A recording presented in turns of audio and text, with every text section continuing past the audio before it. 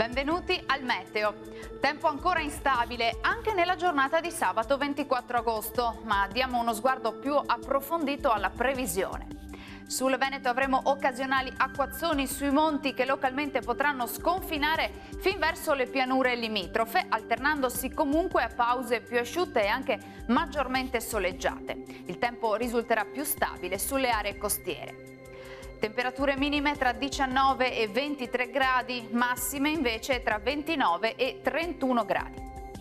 Bel tempo anche sul Friuli Venezia Giulia, quantomeno al mattino, con tanto sole ovunque. Dal pomeriggio avremo temporali sparsi sulle Alpi e non si esclude che possano arrivare a bagnare anche le pianure.